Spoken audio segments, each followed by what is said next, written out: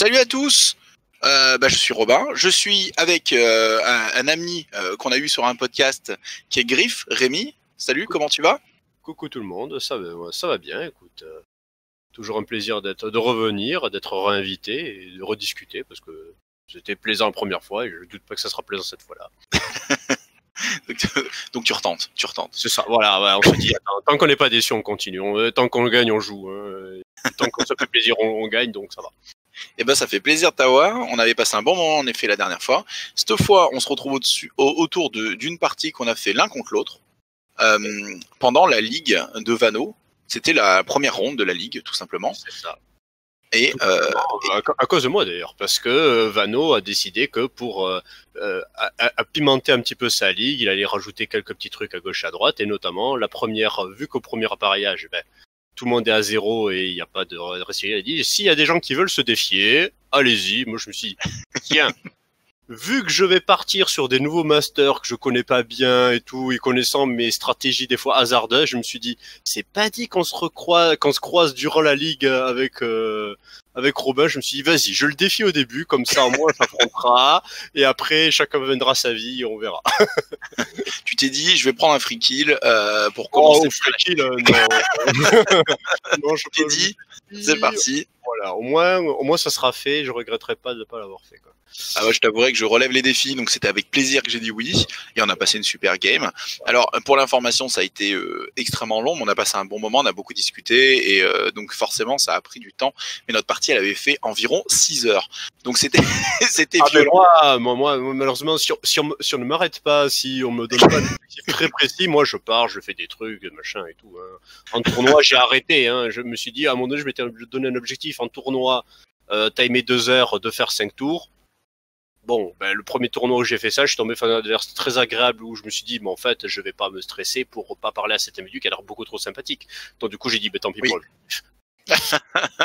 Non mais c'est vrai qu'il y a c'est vrai que c'est pas bête ce que tu dis là. On en reparlera je pense pendant la vidéo. Je vais peut-être on va peut-être parler un peu du setup de la vidéo, mais on reviendra sur cette discussion là. Alors en gros, le scénario principal, la stratégie, que je dise pas de bêtises, c'est celle avec la Lodestone, Tout à fait. qui s'appelle Corrupt Line, c'est ça? Tout à fait, Leyline, ouais. Leyline, ouais, pardon. Leyline, et ouais. Donc, toi, tu étais inscrit en Bayou ou en Bayou? En Bayou, justement, parce que je voulais tester des nouveaux masters en Bayou que je n'avais pas encore testé, et Zoraida en faisait partie. Donc du coup, typiquement, la plupart des gens ont tendance à la prendre plutôt en Everboard, mais là, c'était pour moi me donner plus de latitude pour jouer ce que je voulais ensuite dans la ligue, et je me suis dit, quand même tester des trucs, hein, parce qu'il doit y avoir moyen de faire des choses en Bayou aussi. De mon côté, Arcaniste, parce que c'est ma faction, donc j'ai envie de les jouer tout le temps, donc je me suis dit, pas de raison de changer. Et du coup, on peut voir que j'ai une magnifique main. T'as vu ma main un peu? Ah oui, ouais, mais il y a des choses qui s'expliquent. J'ai une main tour 1, j'étais là, ça, c'est pas mal. c'est ok. Et donc, je pars sur un Marcus, parce que j'ai en tête que Kojo il tape, il pousse sur son attaque de base, et que du coup sur ce scénario ça peut permettre de pousser une cible qui serait collée au poteau en fin de tour et potentiellement gagner un point de scénario, enfin t'en faire perdre un à toi. Voilà, j'avais un peu cette idée vague, et l'autre idée c'était de jouer le chat de Rasputina, le chat à 5 points parce qu'il a stealth et il a trample, et comme c'est une bête, je peux lui mettre des améliorations, et donc du coup il est très pratique pour porter la Lodestone justement. Voilà. Moi, de mon côté, Zoraida, c'était fait parce que déjà, je voulais la tester, qu'elle peut faire un petit peu de tout, vu qu'elle-même, elle peut faire obéir des gens, donc les forcer, les activer, les bouger ailleurs et tout. Et typiquement, voilà, t'as ta figurine collée à un poteau, tu fais obéir dessus, il est plus collé au poteau. Donc, à deny sur le papier, ça peut sembler, entre guillemets, assez facile. Et après, c'est de l'emmerdement, il y a quelques figurines résilientes, tu vas stun des adversaires et tout, tu vas jouer vraiment de l'emmerdement, donc je me suis dit, pourquoi pas, ça peut se tenter. Et l'avantage de jouer en Bayou, c'est qu'on a accès à la meilleure mobilette du jeu, c'est-à-dire le Kia Emissary, qui peut vraiment tracer sa vie, et donc généralement sur un objectif comme avec le Leyline, du coup tu lui donnes la Lodestone, et généralement, s'il se fait pas tuer, il va aller se faire tous les points tranquille tout seul, pas besoin de relais, il fait sa vie. Effectivement, parce qu'il va à 8 de base, et il a sa fameuse compétence pour rouler sur tout et aller à 10, si j'ai pas de bêtises. 12, parce que 10 n'est pas assez. Ouais, voilà, c'est ça. Donc, non, mais vraiment, c'est la figurine qui va la plus vite du jeu, sans aide extérieure, machin, tout ça et tout. Il te fait ça 2 fois, il a fait 24. Qu'est-ce que tu vas faire? Pour les skims, malheureusement, mes souvenirs s'atténuent un petit peu. Je me souviens plus trop sur quoi on jouait avec les skims. Alors toute la liste, j'avoue qu'il faudrait retrouver la liste, je me souviens plus. Mais en tout cas, je me souviens, moi j'avais pris sabotage parce que donc où il faut aller mettre des skims sur un terrain. Exact, parce que tu avais un plan précis par rapport à sabotage, c'est vrai. J'avais un plan où je me suis dit, Marcus, ça te fonce dessus, mais ça campe pas trop son bord, à part peut-être 1 ou 2 figurines de soutien qui traînent, mais généralement ça te fonce tout droit dans ta bouche. Je me suis dit, je vais essayer d'écarter une figurine de mon dispositif et l'envoyer justement contourner parce qu'il se dit a priori ça va pas l'intéresser parce qu'il sera trop occupé à me bourrer. Donc je me suis dit papier, pourquoi pas. Et le second que j'avais pris, moi j'avais pris Assassinate, il me semble. Oui, ce qui est cohérent effectivement. Oui, Assassinate je me souviens, oui, effectivement. Parce que... Malgré le fait que Zoraida a une capacité mortelle, si tu la tapes et que tu lui fais des dégâts, elle peut mettre fin à ton activation. Mais je pensais indirectement avec Marcus et qui fait charger des alliés, ça pouvait contrer cette capacité-là. Parce que du coup, il tape hors activation. Donc indirectement, ils viennent un petit peu contourner cette règle spéciale de Zoraida. Donc c'est ce que j'avais un petit peu en tête aussi. Et puis voilà. Après, moi, je joue une liste où je joue Miranda et Ferdinand en support, que j'aime beaucoup. J'aime beaucoup ces 2 figurines. Kojo pour la fameuse stratégie où je pousse tout le monde, le chat pour camper la Lodestone, et un petit tigre, parce que je les aime très fort, ces tigres, on va pas se mentir, ils sont incroyables. Bah oui, ils sont incroyables. Et un Order Initiate pour la mobilité. Et très souvent dans mes listes, la question se pose entre l'Order Initiate avec la mobilité, ou aller chercher Paul Crockett, le cousin de... qui est incroyable, parce que quand il fait des dégâts, il permet aux créatures de taper, et ça permet d'achever des créatures, ça permet des combos assez insane. Quand les mêlées s'installent. Et en plus de donner un peu de distance à ta team, d'attaque à distance à ta team qui n'a pas des masses. Non, tu en as quasi pas. Donc effectivement, ça ajoute beaucoup. Je trouve que pour 6 points, c'est une figurine assez extraordinaire. Il est très très bien ce Paul Crockett. J'ai jamais regretté de l'avoir joué dans mes parties. Les figurines comme ça, c'est dur de s'en passer. Tu te dis, pour leurs points, ce qu'elles font et tout, tu dis, mais tous les jours je le prends, quoi. Oui, voilà, c'est ça. Mais c'est pour ça que c'est bien de tenter quand même. C'est de se dire, allez, vas-y, je teste autre chose et tout. Il faut des fois un peu se forcer à se dire, vas-y, la figurine, je sais qu'elle est très bien, mais il y en a peut-être d'autres qui sont très bien aussi. Donc. Oui, mais c'est vrai que c'est voilà, oser jouer autre chose, c'est positif. Alors, je fais une erreur de règle que j'ai appris après la partie. Et les pulses n'affectent pas l'objet qui est à l'originaire du pulse. Et malheureusement, je vais faire l'erreur quelques fois dans la partie. Bah, tu vois, je m'en excuse. Pour le coup, tu vois, j'avais même pas fait attention alors que je le sais bien assez normalement ce truc-là. Mais j'étais peut-être pas assez, j'étais trop concentré à essayer de comprendre moi déjà ma bande. Je me suis dit oui, Marcus, je sais que ça bouge dans tous les sens, fais ta vie, y a pas de problème. Et je n'ai même pas fait attention qu'effectivement tu bougeais la figurine qui pulsait. Voilà, donc du coup sur le Primal Roar qui est que Marcus et la version de Beast Within, donc la version loup de Ferdinand, je vais à chaque fois bouger aussi la figurine qui fait bouger les autres. Et c'est une erreur, et ça change pas mal de choses, mine de rien, parce que j'ai joué en jouant sans tricher, on va dire, par la suite. Et effectivement, ça demande un peu plus de tact, on va dire, un peu plus de détails. Voilà. J'ai mis les upgrades aussi dans ce petit truc note qui était visible aussi pour toi, ce qui permettait de tenir à jour quelle créature a quoi. Voilà.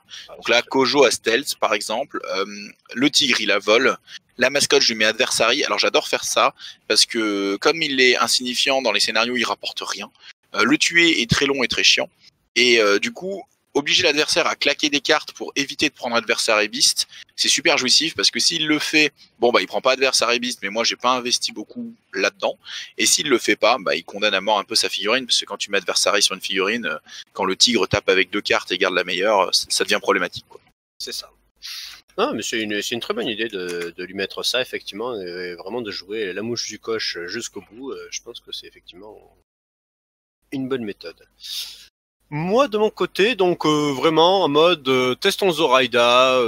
Je l'avais vu vite fait à une époque. Maintenant, je me suis dit, vas-y, on va remettre un peu les nez dedans. Donc, j'ai pris un peu des profits à gauche, à droite en se disant, vas-y, on va voir des trucs qui ont l'air intéressants. Ah oui, ça y est, je me rappelle. Ma deuxième stratégie, du coup, c'était Hidden Martyrs. Parce qu'il y avait Hidden Martyrs et je pense que tu l'as prise aussi. Oui, tu l'as prise aussi parce que tu l'avais prise avec le chat et avec qui je sais pas. Un 8 points, donc j'ai dû mettre je pense l'autre chat. non? Oui, c'est possible. Oui, 8 et 5, 13. C'est ça, voilà. Et moi, du coup, j'avais pris Idle Martyr avec le Will-O-Wisp et bas du jeu, du coup. Parce que le bas du jeu vaut cher, mais le Will-O-Wisp vaut pas du tout cher. Le Will-O-Wisp est une très bonne mouche du coche qui emmerde les gens et qui, en plus, peut se transformer potentiellement en mangeant un corse marqueur. Donc, c'est quelque chose que l'ennemi a pas envie de laisser vivant. Donc, je me suis dit, ouais, le faire tuer, ça devrait aller. Et bas du jeu, à l'inverse, est très résilient. Donc, je me suis dit, voilà, ça devrait être pas trop compliqué à faire. Tu étais quand même sur une combo très tanky, hein, parce que tu te retrouves avec beaucoup de figurines dures à tuer et des figurines qui peuvent dépenser les soulstones, sachant que tu pars avec 7 soulstones. C'est là, moi, j'en ai gardé autant d'ailleurs, parce que je savais que j'avais deux henchman, parce que la Swamp Mother est un henchman, bas du jeu est un henchman, et elle peut en mettre encore d'autres. Je pense que vraiment, la Zoraida, c'est un des masters qui peut aligner le plus d'henchman sans taper dans du hors mot-clé. T'as l'homme croco encore, hein. T'as le mec avec le croco. Alors, il y a le versatile Bayou qui est effectivement McTavish, mais dans le mot-clé de Zoraida, il y a aussi le First Mate qui est le henchman qui est un henchman pour Zip, mais qui est Swamp Feed, donc elle peut le prendre aussi. On peut rajouter le Crossroad 7 des Bayou. Ça, on peut avoir on peut se faire une liste à henchman très. Il est McTavish est aussi sans fin. Il est versatile mais sans fin. Donc potentiellement, tu pourrais même le jouer côté Neverborn, quoi. Tout à fait. C'est aussi l'intérêt de le jouer Neverborn. Effectivement. Un homme arbre, du coup le fameux Will-O-Wisp qui peut être vraiment gênant. Le Lucky Missari qui est quand même une figurine à 10 points qui est pas facile à tomber. Bon, quand tu le chopes, mais vu la mobilité, si tu le chopes pas en une fois, il disparaît, quoi. Voilà, parce que certes, il traverse des gens, mais en plus, il a de base une ability qui fait qu'il ignore les modèles, il leur passe au travers, il leur fait des petits tests pour faire des dégâts, mais voilà, mais du coup, il passe au travers de tout le monde et il s'en fiche, il fait sa vie. Les décors le stoppent, heureusement, mais les terrains, tout ça, effectivement, il fait sa vie. Et oui, voilà, le Wallgeist, un petit orme pour 6 ou 7 points qui est assez solide, qui embête un peu les gens. Oui, il est pas mal, lui. Hein. Oui, il est bien. C'est sympa, mais après, voilà, je pense que c'est un choix de s'ils le prennent ou pas. Et le Gotrobokor, donc, que vous voyez, le petit truc qui est à côté du bas du jeu actuellement, qui est derrière, qui est une figurine de soutien qui peut soigner et qui peut obey. Alors, obey, pas évident, parce que, généralement, c'est une capacité assez, il te faut un bon trigger, il te faut un score assez haut, tout ça et tout, donc, tu comptes pas tout le temps dessus, mais rien que pouvoir soigner les autres, son habilité gratuite donne du shield. Voilà, c'est une bonne figurine de soutien, pareil, pas trop cher, il est assez intéressant. Avec Badjuju, ça fait un combo qui peut vite être assez insupportable, parce que Badjuju, il va encaisser de ouf, parce qu'il a régénération 2, alors il a que 3 de défense, donc il se fait tout le temps toucher, mais avec Art to Wound, 9 points de vie, une demise éternelle, donc quand il meurt, il remonte à 4 PV, si on défausse une carte une fois par tour, et le fait qu'il ait régénération 2, c'est-à-dire que parfois on va le mettre à 0, demise, il remonte à 4, il joue, il remonte à 6. Il y a du bonheur. Hein. Il y a du bonheur. Ah oui, voilà. Mais oui, le plan, effectivement, j'avais mis une des combines dessus. Plus, je savais que j'allais le mettre sur le point central parce que je savais qu'il y a des combines qui tournaient autour du point central pour vraiment emmerder le monde.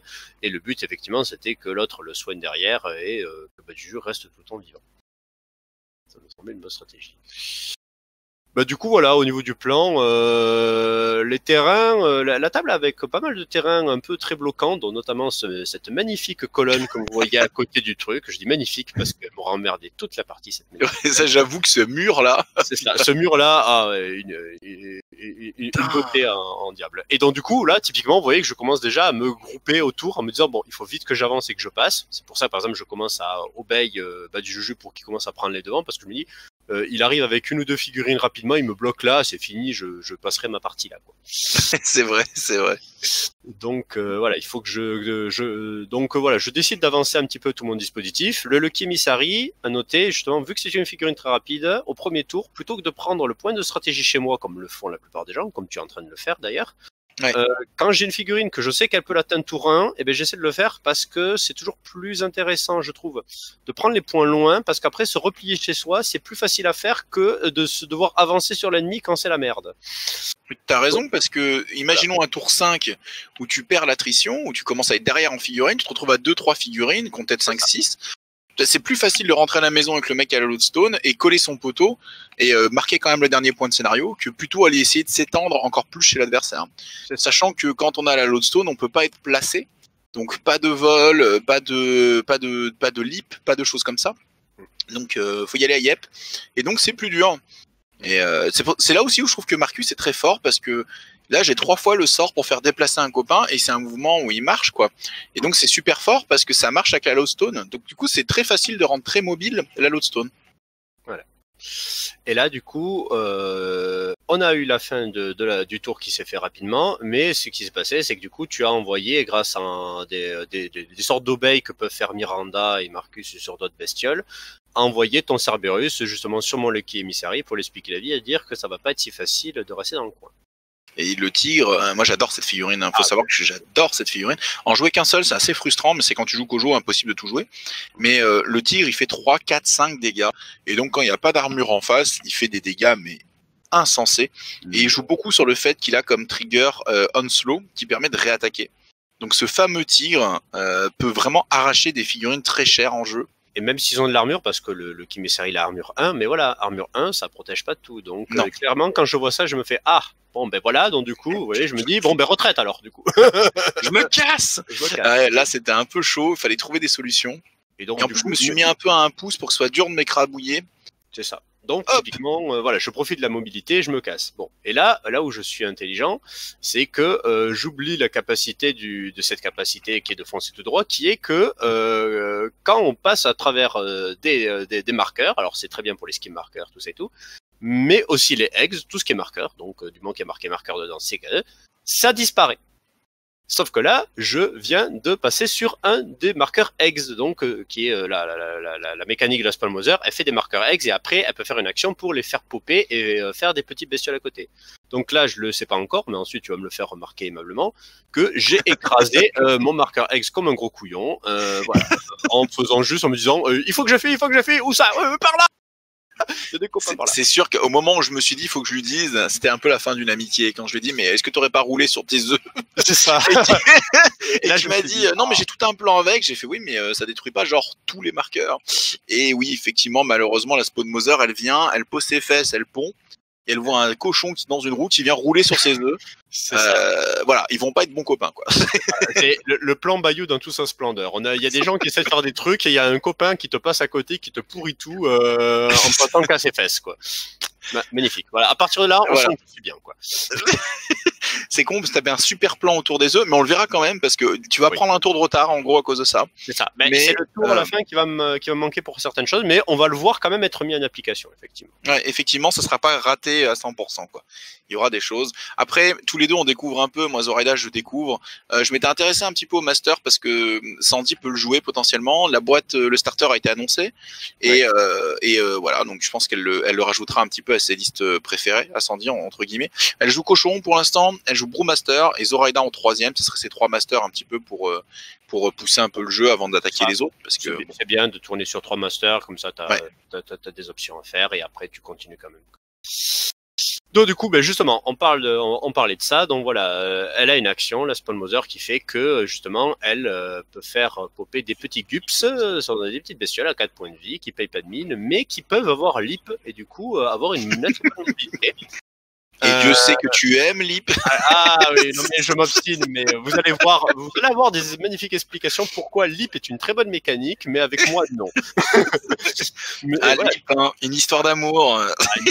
Mais avec une compétence, c'est lavage. Voilà, c'est ça. Et donc du coup, en fait, tout le principe pour la Spellmother, c'est que ça fait apparaître au contact d'un egg, et après on enlève le marqueur egg. Mais avec le bon trigger, on peut laisser le marqueur egg. Donc c'est ce que je fais. Je profite que j'ai la carte qu'il faut pour faire apparaître un gups et quand même laisser le marqueur egg pour justement me dire tant pis, je me suis fait écraser, mais je laisse quand même marqueur. Parce que par contre, laisser un marqueur egg, c'est une action gratuite, donc on peut pas la spammer comme Zoso ou d'autres qui peuvent faire produire à toute vitesse des bestioles. C'est un marqueur après l'autre. Et vu que le marqueur disparaît à chaque fois, il faut justement, typiquement, il faut en mettre un tour 1, tour 2, tu en mets un deuxième et tu en fais apparaître 2. Sauf que c'est pas mal. Donc du coup, au lieu d'avoir 2 gups, c'est génique. Pendant ce temps-là, au milieu, Jackalope, donc la petite mascotte, le lapin mout, hein, comme je l'appelle, hein, c'est un peu un lapin mout, est allé sur Badjuju, il a pas peur, et il est allé poser l'adversary sur Badjuju, ce qui va permettre de l'agresser dans le tour avec beaucoup plus de facilité. Et mine de rien, comme il fait 2 dégâts minimum, il est allé agresser un petit peu le Badjuju, il va lui mettre 4 dégâts, il va lui mettre un peu de dégâts. Mais toi, tu vas le soigner directement, je crois, hein, tu soignes directement avec avec le petit gobelin fort sympathique. Oui, c'est ça, parce que je commence, quand tu vois Adversary dessus, tu dis ok, je vois le plan qui commence à arriver, on va pas prendre trop de risques, il faut qu'on continue, j'ai soigné et je sais pas ce que j'ai dû faire, j'ai dû peut-être tenter un obey. Et là, on voit la mobilité des chats, qu'est-ce que je peux les aimer. Je leur mets vol pour ça, moi aussi. C'est qu'ils viennent de leap, plus ils chargent, et comme ils volent, ils passent au-dessus du poteau et de ce fameux mur central que t'aimes tant, pour aller sur Bas-Juju, donc ils traversent toute la table. Généralement, quand on joue Marcus, on met cet upgrade sur les tigres parce que, comme tu dis, ça leur donne une mobilité. Oh là là. Et quand ils se font taper, bah oui, ils se barrent de 3 quand ils se font taper. C'est même pas un trigger défensif, hein, c'est une règle.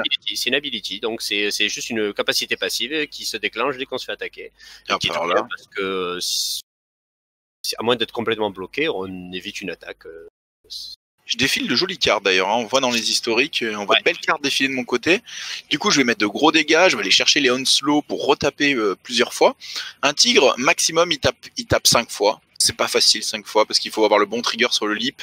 Et il y a une condition, il faut qu'il n'y ait pas de figurine à 3 pouces de l'adversaire quand on leap. Mais les Onslow, ça peut se gérer aussi en défaussant les upgrades parce que, en gros, Marcus, il met en place un système de dépenses d'upgrade. Il met ses upgrades sur ses bêtes.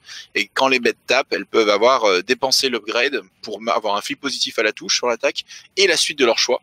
Donc ça permet de garantir des actions. Mais après l'action, on perd l'upgrade, bien sûr.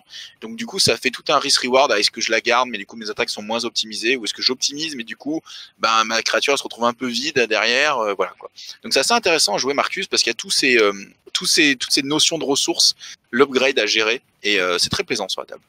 Et là, vous voyez que Bas-Juju, il vient de tomber à 3 points de vie. Vous dites, oh, c'est pas beaucoup. Mais regardez un petit peu une chose intéressante, c'est mon compteur de Soulstone, il est descendu à 3. Ouais. Là, j'ai vraiment joué là-dessus. J'ai vraiment tombé tes ressources. Comme j'avais Assassinate, moi, je savais que tôt ou tard, je pouvais pas laisser ta Zoraida avec autant de Soulstone. Donc, je suis allé un peu m'empaler, entre guillemets, sur ce Bas-Juju que je savais très dur à tuer.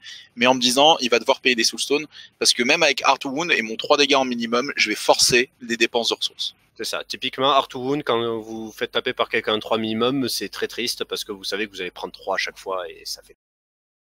Là, je crois qu'on voit un lure de la part de ta petite bête, là, de ton papillon de nuit. Du coup, je me suis dit, bon, ben, je vais venir là.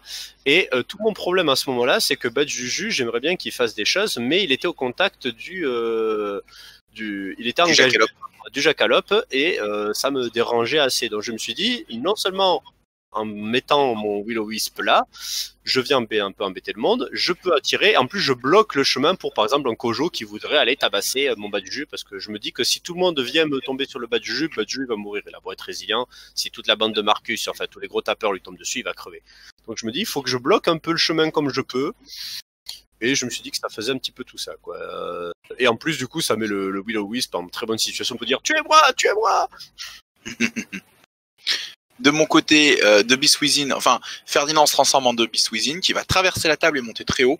Normalement, il aurait monté un peu moins haut du fait qu'il aurait eu pas les 3 pouces de son Primal Roar. Par contre, il aurait bien poussé les copains comme ça a eu lieu, pour aller charger Bas-Juju. On continue de mettre tout sur lui, hein. De Beast Within, qui a des dégâts qui sont vraiment sympathiques. Quand on monte, il a un dégât à 2 d'entrée, ce qui est pas extraordinaire. Mais ce qu'il faut bien retenir chez Marcus, c'est que c'est notre seule pièce qui gère l'armure, parce qu'il a le trigger Armor Piercing. Donc ça peut vraiment, il faut vraiment s'en méfier quand vous avez de l'armure et qu'il y a Marcus en face. C'est lui la cible qui peut tomber la pièce armure le plus facilement. Il est 2, 4, 5 dégâts, ouais. Armor Piercing sur le livre. Et il a MZ2, ce qui est tout à fait extraordinaire. Et pour 8 points, mais quelle figurine, quoi. Ah ouais, et puis d'avoir Armor Piercing, c'est toujours bien à voir, parce que si, face à certaines bandes ou certaines figurines, si tu l'as pas, tu n'arriveras, tu vas tellement galérer qu'il faut toujours en avoir quelque part en réserve, et quand c'est une bonne côté, c'est toujours bien. Je trouve que c'est un des problèmes de Marcus. Alors, est-ce que tu le gères avec du poison et tu joues Scorpius et des serpents? S'il y a des experts Marcus qui regardent, n'hésitez pas à nous dire un peu dans les commentaires comment vous gérez l'armure avec Marcus. Pour l'instant, meilleure gestion d'armure chez moi, c'est Hoffman. Je vois Hoffman très très loin devant. Ou alors, il faut carrément pas tuer, c'est-à-dire il faut aller chercher du collect ou du contrôle pour contourner le problème de l'armure. Mais est-ce que avec Marcus, finalement, poser des poisons, tu t'actives à côté Scorpius, tu prends un dégât de poison, t'as pas le droit de dépenser de Soulstone, est-ce que c'est pas mieux d'engluer comme ça pour tuer doucement dans le temps, plutôt que t'appeler comme un sourd avec des créatures qui ont 3 dégâts minimum, mais 2 d'armure ça fait 1, quoi. C'est un peu la question. C'est ça. Là, du coup, on a je pense qu'il y a une longue hésitation. C'est moi qui fais des trucs. Qu'est-ce que je suis en train de faire? C'est la grande question. Certainement, peut-être de te taper dessus avec Badjuju, peut-être. Oui, est-ce que tu Zoraida pas pour faire des obéis? Zoraida, soit pour faire des obéis, soit pour faire Zoraida, une attaque très intéressante qui fait que tu fais des dommages à un adversaire, mais tu peux soigner en plus un allié qui est au contact, qui est proche de la cible que tu tabasses. Oui, donc, tout à fait. Non, mais je pense que c'est un obéi. Vu que tu es en train de bouger ta bestiole derrière, justement, j'ai fait obéi Badjuju pour taper sur ta bestiole, et on a vu que je l'ai mis à 2 points de vie. Je lui ai passé moderate ou une grave. Je l'ai piché, voilà. Bah, Badjuju, lui aussi, il a une bonne. Il a des vrais dégâts, ouais. Il a des vrais dégâts. Comme on dit dans le milieu, il a des dégâts. Ouais. Ah bah oui. C'est ce qui fait que, donc du coup, le faire obéi et tout, avec Zoraida, ça peut être très très bien. Et ouais, voilà. Et donc du coup, il se retrouve là, mais il est quand même engagé par le loup, donc et c'est ça aussi, parce que voilà, c'était aussi pour ça que je voulais bouger le jackalope, parce que je savais très bien que en tapant ton tigre une fois, j'allais pas le tuer, donc il allait se casser, et après j'allais me retrouver engagé par le jackalope et pas pouvoir charger. Exact. Ouais. Du coup, je voulais absolument changer ça. Et c'est pour ça que j'avais obéi le jackalope. Mais vu que tu es venu ensuite avec ton loulou l'engager, bon ben j'ai été quand même bloqué, mais bon, c'était l'idée. Du coup, mon Marcus va rentrer un peu dans la danse. Il fonce, il fait le primal roar et il va commencer à mettre des upgrades un peu sur les copains et sûrement faire charger un petit Kojo ou trouver des solutions. C'est ça. Derrière. Voilà. Le Kojo qui commence à s'avancer. Kojo, que Tourin, j'en ai pas parlé, mais j'ai fait un petit setup Kojo, un petit. En gros, vous préparez des skill markers, il les mange, ça se transforme en focus, et comme ça, quand il rentre dans la partie tour 2, il peut faire des choses extraordinaires. D'ailleurs, Rémi, à savoir que quand je l'ai joué en Bretagne, on a fait un 2v2, il faudra que j'en parle des 2v2, j'ai trouvé ça très drôle. Oui. Et dans ce 2v2, j'ai joué avec un crew Nelly, qui m'a joué 2 faux témoins, et qui, tour 1, m'ont posé 8 skims. Et donc du coup, tu sais, sans restriction de pause. Ouais. Et du coup, Kojo, il s'est activé, il en a mangé 9 parce que j'en avais posé un avant. Et il a eu 9 focus pendant toute la partie, c'était hilarant. C'était très très drôle. Il y a des belles choses comme ça qui peuvent être faites. Mais oui, voilà, mais souvent c'est ce qui fait partie du setup de Marcus Tour 1, c'est de mettre des upgrades, de mettre des skill markers autour de Kojo, pendant que tout le monde prend ses skills au moins, pendant que tout le monde prend des upgrades, au moins il reste pas rien à faire. Tu focus ta bande, tu focus Kojo et après t'es parti. Tout à fait. Et là, on voit que, justement, la tristesse, donc, c'est que grâce à des magnifiques tirages complètement abominables, le Will-O-Wisp, contre toute attente, survit. Oui, j'avais trop la haine. Je crois que t'as sorti quand même un Red Joker sur une défense. Oui, bien sûr, oui, c'est ça. J'ai sorti le Red Joker, j'ai sorti du 13 avant, enfin, j'ai sorti... il s'est fait attaquer par Kojo, qui s'est fait obey, par le... Non, mais pas qui s'est... Enfin, oui, par le... Ensuite, même le... Il s'appelle... Petit individu... le Lorder Initiate, et là Marcus il décide d'aller parce qu'il se dit à un moment donné c'est pas possible quoi, et voilà, et Marcus décide de montrer qui c'est le patron en disant mais vous allez le crever cette merde quand même. C'est pas possible, ça vaut 4 points, j'ai mis 10, 16 et un master dessus, il faut 31 points pour tuer ce truc, c'est pas possible. Voilà, Kojo il en a même claqué un focus quoi. C'est l'exemple que dans Malifaux, des fois il y a des trucs hors stats qui se passent, ceci est un exemple.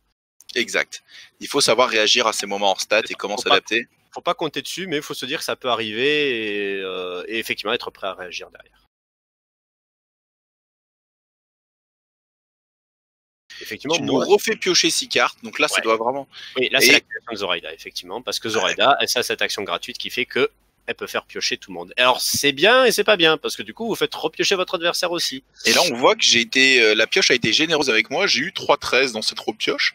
Donc j'étais plutôt heureux de ta compétence, tout le monde pioche. Je pense que, alors je sais pas si c'est celle-là, mais je sais qu'il y a eu plusieurs tours où j'ai tiré des 3 et des 4, voilà, des bonheurs quoi. Ouais voilà, vu ce que je défausse, je pense que j'ai eu de la merde. Donc pour avoir le timing de la jouer, je pense que je le time peut-être pas encore assez bien, faut voir tout ça et tout. Je pense que l'idéal. Ça n'a pas l'air évident à bien jouer, mais je pense que quand tu connais bien Zoraida, tu vas mettre une pression à ton adversaire, et du coup, lui, s'il dépense pas ses cartes, tu vas faire repiocher les 6, en disant de toute façon, comme ça, c'est moins optimisé, c'est des cartes que tu n'auras pas à jouer en main, et puis je vais voir lesquelles tu as mis à la poubelle aussi, ça montre un peu ce que tu avais dans ta défausse, et indirectement, ça permet à Zoraida de dépenser des cartes et faire des choses elle-même, mais il faut pas le faire systématiquement.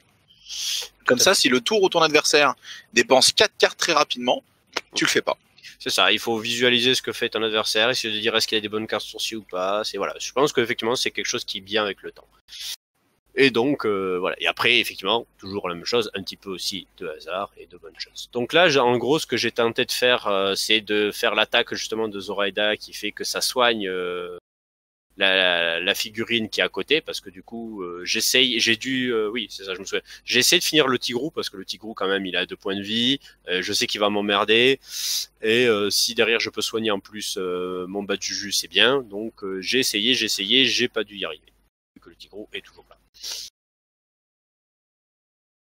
Tu as mis la petite pupette. Voilà, parce que ça, effectivement, c'est le Zoraida est une des rares masters à ne pas avoir de totem au début. Il faut qu'elle invoque, parce qu'en l'invoquant, elle met une condition sur quelqu'un, et ce quelqu'un, la poupée peut ensuite s'en servir pour utiliser une de ses actions et lui faire des états dessus et tout ça et tout. Et pour le coup, j'ai ciblé le loulou, il me semble, parce que de toute façon, il faut réussir à le voir en fait. Il faut que quand elle arrive, la poupée arrive au contact de Zoraida, et il faut qu'elle voie la cible. Donc on est vu, hein, toujours la même chose, ce foutu mur, et des fois on n'a pas 30 minutes. Moi de mon côté, je suis en train de regarder pour transformer Miranda en tigre pour avoir le 2e tir et foncer dans le tas, parce que supporter ça va bien 2 minutes, mais ce qu'on veut c'est la guerre. La guerre, la vraie. Et effectivement. Et donc un tigre, c'est un peu triste avec Marcus, donc 2 tigres on est mieux, j'en avais parlé, et là voilà, c'est Miranda qui se transforme en tigre et foncer dans le tas. Les points de vie sont pas à jour parce que j'avais copié-collé, je pense, l'autre tigre, mais je vais sûrement le remettre tôt ou tard. Ma main s'est bien descendue parce que j'ai dû claquer pas mal de cartes pour faire tout ça. T'es remonté à 4 points de vie parce que tu as dû utiliser ta compétence de mise, je pense. Oui, c'est ça. Oui. Les soulstones tombent, hein, plus que 2. Voilà, alors que j'étais parti à 7. Hein. ça commence à tomber. De toute façon, voilà, j'en avais pris plein parce que je savais que j'avais plusieurs masters, que Marcus, c'est une bande qui tape très fort. Je me doutais que j'allais m'en servir. Oui, c'est pas franchement perdu. Hein. Miranda qui a vol, donc le tigre, le 2e tigre a aussi vol. Puis alors, j'ai aussi envoyé ce tigre ici parce que je voulais qu'il fasse blocage un petit peu pour protéger le tigre à 2 points de vie. Et si Miranda se retransforme, elle peut soigner le tigre du coup. Et là, donc, nous avons l'homme arbre, le Wallgeist qui rentre dans le couvert parce qu'il a une capacité intéressante, ou quand il rentre dans un terrain, dans un décor, il peut un terrain sévère, il peut taper avec son action de corps à corps quelqu'un qui est dans le même terrain que lui, peu importe la distance. Donc du coup, en fait, je l'ai fait charger dans le bosquet et pour essayer de taper toujours le même tigre à 2 points de vie pour essayer de le finir. Bon, ça n'a pas marché, mais ce qui est bien joué, mais effectivement, j'ai eu de la chance sur la défense et tu as eu de la malchance sur les tests de peur dans mon souvenir. Aussi, et donc du coup. Parce que ça aurait pu passer, hein, j'avais que 2 points de vie, donc normalement tu le tombais ce tir, et heureusement pour moi c'est pas passé. Ça rattrape un peu cette survie de ce papillon de nuit là, mais voilà, c'est vrai que il y a eu ce côté là. De mon côté, je suis en train de regarder comment agresser avec Kojo, je pense. Oui, parce que voilà, Kojo a été bougé grâce au Primal Roar, tout ça et tout, qui avait pu lui faire des attaques grâce au... Je pense que ça doit être l'Order Initiate qui a dû le bouger en dernier là. Voilà. Je pense, je suis pas sûr, mais je pense que c'est ça. C'est ça. Et effectivement, contourner le mur pour arriver sur l'arène de mon dispositif, c'était une bonne idée. Donc. Et là, je me retrouve avec une poupée qui fait, c'est un peu bloqué un peu partout. Qu'est-ce que je vais faire écran. Et là, je me dis, voilà, faut que j'aille écranter Kojo parce que sinon, effectivement, Kojo il me tombe sur mon Gotrobocor qui va se faire exploser, sur Zoraida derrière, enfin, panique à bord. Complètement. Et au final, je me dis que ça sert à rien parce que, visible mine de rien, il a une portée de 0, donc il a pas de portée de blocage. Et je vais carrément disparaître. Ah oui, c'est vrai. Et donc du coup, je me suis dit, en fait, je peux pas vraiment le bloquer. Je sais plus pourquoi, parce que aussi tu traverses les terrains, et je m'étais dit, au final, tu vas juste le charger, exploser, et quand même passer outre. Donc je me dis, on va attaquer le loup. Et ça n'a pas été trop. Et là, malheureusement, je me craque sur la carte et je suis assez triste parce que cette attaque, je voulais à tout prix la réussir parce que si je la passe, je te pousse du poteau et tu fais pas le scénario ce tour-ci. Malheureusement, malgré le focus, ma carte la meilleure qui sort, c'est le 7. Je suis en main. Comme tu peux voir, j'ai qu'un as en main, donc j'ai plus rien. Et de ton côté, t'appuies la parée, donc c'est la vie. Tant pis, c'est pas passé. Le plan était pas mauvais parce que si je le sortais, je te remettais au dos du mur en termes de scénario. C'est-à-dire que t'avais plus le droit à faire de tour sans scénario si tu le ratais. Parce que le scénario, en gros, il permet un tour un peu permissif. Moi, je le savais pas. Et je l'avais mal compris. Et donc, du coup, notamment, vous avez pas vu mon chat bouger du premier poteau parce que dans ma tête, il fallait être collé au poteau pour scorer. Mais tu me l'as mieux expliqué, je l'ai mieux relu. J'ai du mal avec les scénarios Malifaux. Hein. Il faut toujours que je me plante une ou deux fois. Oui, mais, non, mais il y en a, ils sont pas forcément intuitifs. Hein. Et c'est ouais, puis à lire, c'est lourd à lire. Il y a des phrases de 25 mots en anglais. Et, ça arrive à mon maximum. Mais il y a aucun regret parce que ça s'apprend tout simplement. Tu vois, j'ai fait cette erreur-là et je l'ai bien retenu et ça arrivera pas deux fois. Il faut toujours se dire, on va passer par une phase d'apprentissage où on va faire des erreurs. Moi-même, là, par exemple, j'ai beau connaître le jeu, je commence avec un nouveau master. J'ai fait quantité d'erreurs. Ceux qui maîtrisent Zoraida, ils vont pleurer parce qu'il y a des capacités, il y a des abilities de Zoraida qui fait que typiquement on peut regarder les cartes de la première carte de son adversaire et sa première carte à soi et en défausser une. Je ne l'ai jamais faite. J'ai oublié. Je me suis dit, il faudrait que j'y pense. Ouais. Instantanément. Donc voilà, il faut se dire que vous allez passer par une phase d'apprentissage, vous allez oublier des choses, vous allez faire des choses, vous allez mal comprendre des choses, mais ensuite, une fois que ça rentre, ça devient beaucoup plus clair et moins complexe que on pourrait se dire. Oui. Donc il faut s'accrocher un peu. Oui, les skims, c'est pareil. Au début, les skims, c'est l'horreur. Parce qu'ils se ressemblent en étant très différents. Et après, au bout d'un moment, ça rentre et c'est plus facile de les analyser. C'est ça, et des subtilités à prendre en compte. Typiquement pour la Lodestone, au début on se dit trop bien, je vais prendre des figurines rapides qui volent ou des trucs comme ça. Ben non, parce qu'on peut pas leap, on peut pas se place, donc il y a plein de mouvements rapides qu'on ne peut plus faire et faut s'adapter. Et c'est pour ça qu'aussi, comme je disais, un Marcus avec les Call of the Wild qui permet de déplacer les copains, ça marche. Et donc du coup j'en joue 3, ce qui permet d'avoir une belle mobilité pour prendre ces fameux Lodestone. On a fini le tour, on voit ma pioche qui est extraordinaire et j'ai dépensé ma dernière Soulstone pour reprendre des cartes. Et du coup... c'est un peu de la merde. N'ayons pas peur, c'est un peu de la merde. Et là, je pense que, de ma mémoire, j'active Zoraida pour essayer de tuer le Tigrou. Parce que je me dis, il y avait que Zoraida qui pouvait l'atteindre en se servant du relais du jeu ou d'autres choses, que si je le tue pas, le Tigrou, je sais à quel point il me fait mal, il passe de l'autre côté des lignes parce qu'il vole, il fait ce qu'il veut, il me massacre au moins une figurine, voire il me met la pression sur autre chose. Je me dis, je peux pas. Kojo, déjà, ça va être compliqué. Si en plus j'ai un Tigrou, il peut en tuant des trucs, il peut soigner. Il faut que je le tue maintenant, sinon c'est voilà. Donc j'active Zoraida en premier, c'est pas forcément le mieux, mais je me dis à ce moment-là, c'était le seul plan que je voyais pour vraiment avoir le tigre. Voilà, je pars sur ça. Et ça a marché parce que tu le tues avec son blast, hein, je sais plus comment il s'appelle, des ex quelque chose. Ouais, c'est ça, ex. Un truc dans le genre. Et voilà. Et en plus, ça aurait pu éventuellement permettre de faire de la c'est ça, juste X, 2, 3, 4 dégâts et Injured One voilà. À 12 pouces. Et tu peux les faire à travers tes copains qui sont à 12 pouces de toi. C'est la grande puissant. Oui, qui fait que c'est pour ça que c'est bien aussi avoir des figurines résilientes avec Zoraida, parce que du coup, toute figurine qui reste pas loin vivante peut servir de relais à ses capacités. Et c'est alors, ce qui est marrant, c'est que tu pouvais pas le savoir, mais mes 7 cartes, c'était de la merde. Tu m'as fait repiocher. Alors, c'est pas folichon, mais il y a les 2 jokers dans la main. Et mine de rien, ça me fait du bien. À ce moment-là, je pense que je repioche la merde comme ça. Mais le truc, c'est que j'avais dépensé pas mal de bonnes cartes pour réussir à tuer le tigre. Je me dis, derrière, j'ai plus rien. J'ai vu qu'il avait pioché des Soulstone, qu'il avait utilisé une Soulstone pour piocher les cartes, ce qui est signe qu'on n'a pas une bonne main. Mais je me dis, mais si j'ai vraiment plus rien, moi, je dis, je vais passer un très mauvais moment, donc il faut au moins piocher une bonne carte. Donc je le tente, je suis même pas sûr que j'ai une bonne carte au final, mais voilà, je l'ai joué comme ça. Mais en vrai, c'était pas une mauvaise idée de le faire. C'est comme je dis, c'est des paris, effectivement. Peut-être que tu peux tomber sur quelques bonnes cartes, mais des moins bonnes. C'est des choses à tenter. Toi, dans tous les cas, tu resets ta main, c'est-à-dire que tu récupères des cartes par rapport à ta dépense, ça rend ta dépense relativement gratuite. Et sur l'adversaire, tu lances une pièce un petit peu, mais dans tous les cas, tu cycles un peu son deck. Si lui, il avait de bonnes cartes, et comme j'ai pris une Soulstone, potentiellement j'ai eu 9 cartes en main sur les, tu vois, parce que j'ai une upgrade qui fait que j'en ai 7 et pas 6. J'en pioche 2 de plus avec la Soulstone, donc j'ai vu 9 cartes de mon deck, j'en ai gardé 7. Tu m'as fait virer ces 7 là et piocher 6, donc dans tous les cas je perds au moins une carte. Et derrière, voilà quoi. Bon, il se trouve que c'est un des rares cas de figure où j'ai quand même un petit peu quelque chose en main de correct, enfin j'ai ce Red Joker, mais voilà. Et là, typiquement, on vient de voir ce qui se passe. Tout le problème de Malifaux et des pushs, c'est que les pushs ne sont arrêtés dès qu'on se retrouve face à un dénivelé. Une marche, ça vous stoppe un push. Et là, la colline sur laquelle le Lucky Emissary est passé, eh ben, elle a une hauteur, donc je pouvais pas foncer comme un tabanard comme le fait si bien, parce qu'à chaque fois, un dénivelé, donc ça stoppait son push. Donc du coup, je suis obligé d'avancer à 100 mouvements et là, je perds le tour, entre guillemets, qui permet de marquer parce que tout simplement, je suis trop loin. Et Jackalope va... Alors, c'est Marcus joue. Il fait charger Jackalope pour mettre l'adversaire à éviste. Il fonce dans le tas.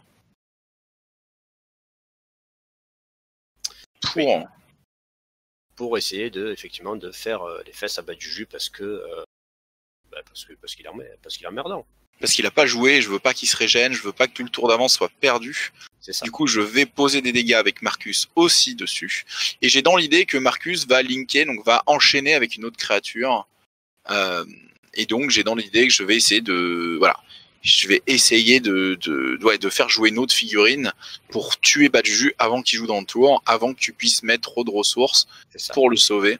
Linker grâce à l'ability Accomplice qu'a Marcus, qui est une ability très forte qui permet que quand on a fini d'activer la figurine, on défausse une carte et on peut en activer une autre directement sans permettre à l'adversaire d'activer une figurine entre les deux.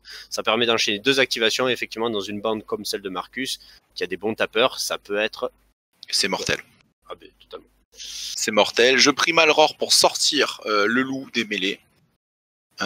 Et je vais tenter de le faire taper, je crois, ou de le faire... Faire charger, ouais.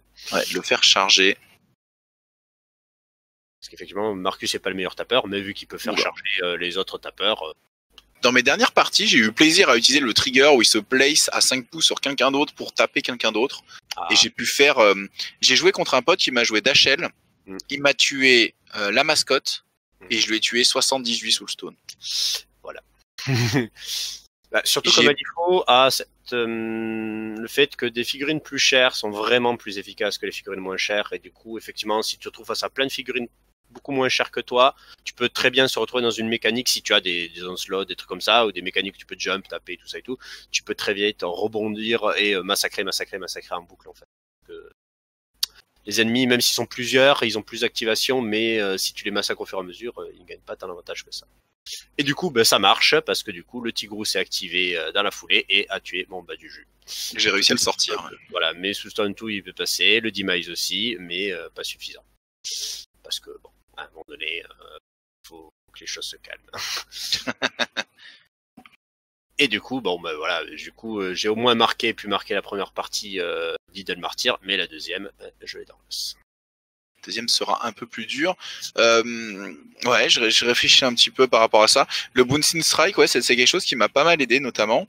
Le mec qui m'a joué d'HL, Istra, j'entends, un breton de qualité, qui nous a hébergé pendant cette semaine, c'était un vrai plaisir.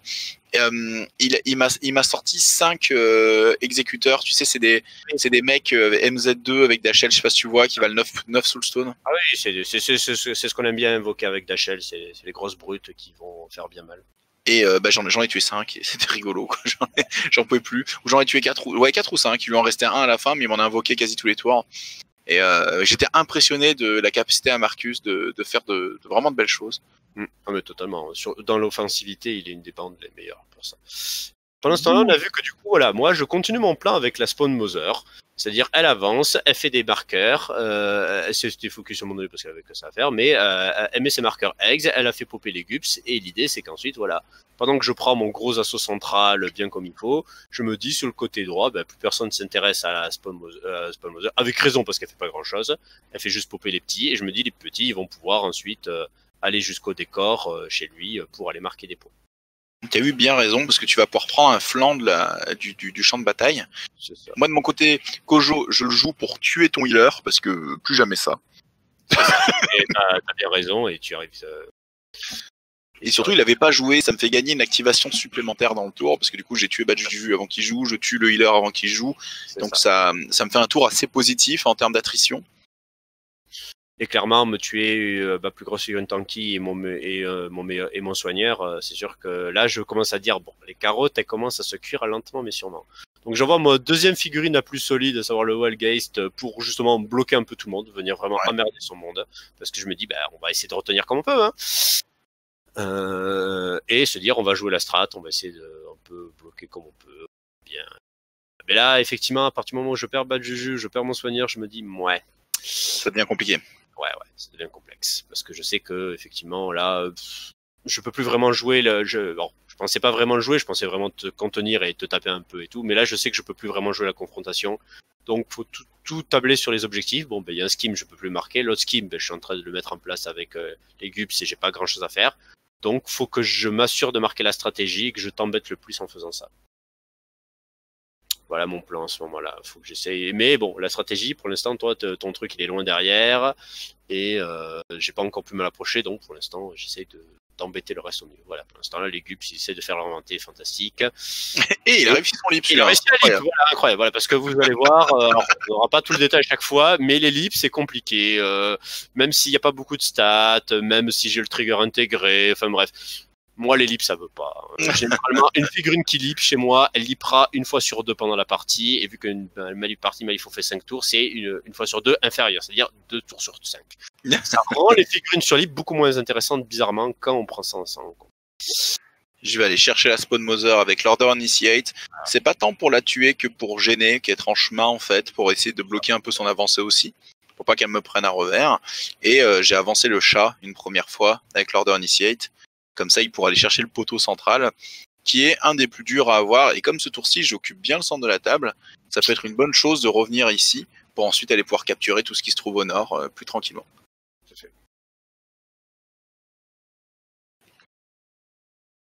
Mais du coup, si tu mets la Lodestone sur quelqu'un qui a un corporel, il traverse tout aussi? Totalement. Ah ouais, donc c'est super fort. Oui, mettre sur un corporel, c'est une bonne solution aussi, effectivement. C'est pour ça, il y a des solutions. On peut juste pas faire des trucs idiots et du coup, là je joue le Lucky Emissary parce qu'effectivement, avant, j'avais juste dû le obey. Oui, c'est ça en fait. En fait, c'est ça que je me disais plus. J'avais réussi à faire l'obey de Zoraida sur le Lucky Emissary en fait.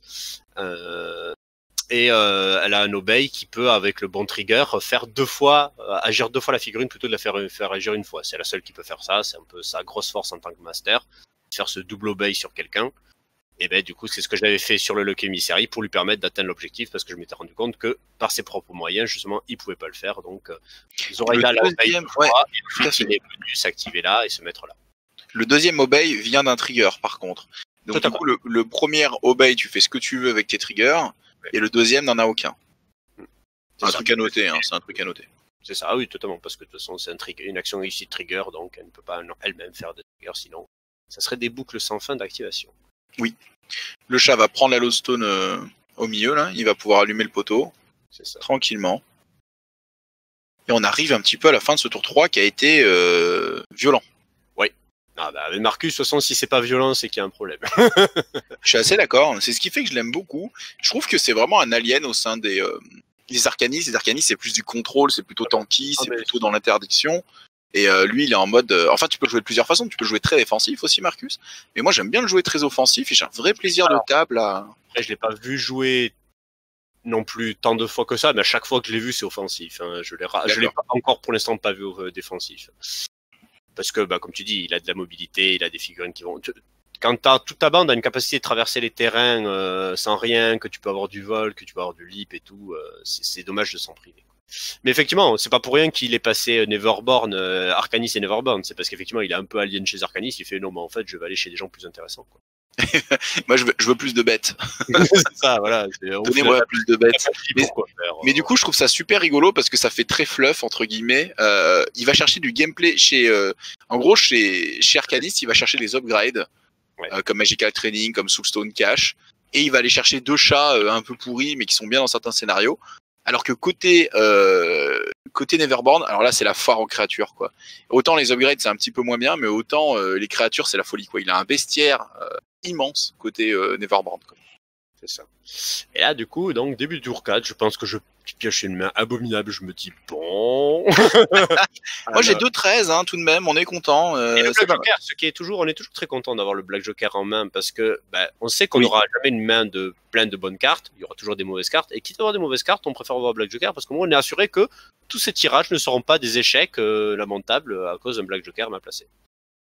Là, mon objectif, il est très simple. Je veux passer la Lodestone sur ton petit arbre que je peux contrôler facilement pour empêcher de prendre le scénario. Donc, du coup, je joue Marcus tout de suite. il va faire son primal roar. Malheureusement, il se déplace. Vous savez, je vous l'avais dit que j'ai un peu triché là-dessus. Je ne le savais pas.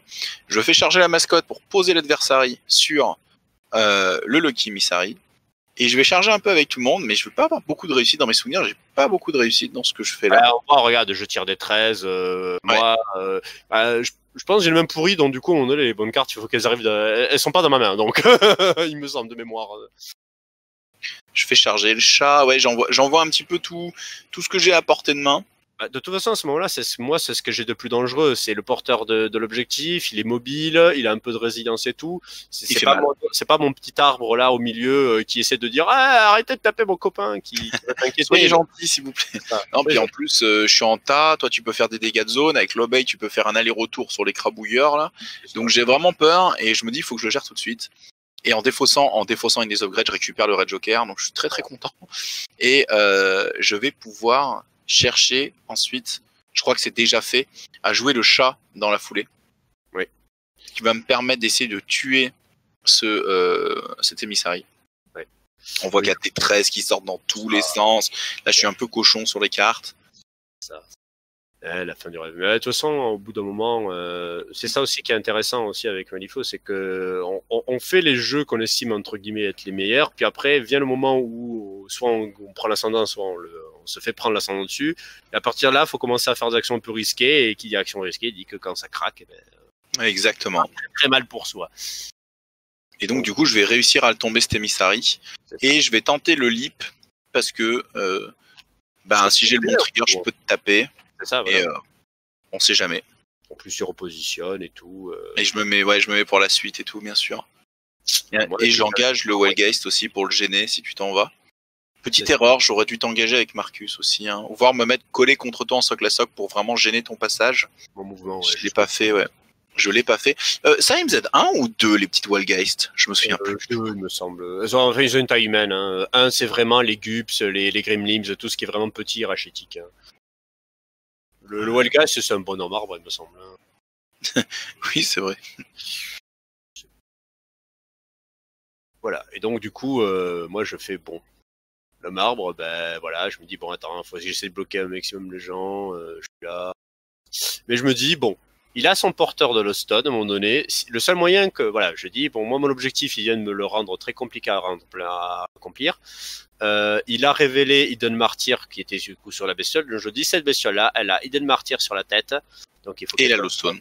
Et la Lostone, donc, comme on dit, je dis, si je tente quelque chose, c'est sur elle. Alors, elle est manipulative.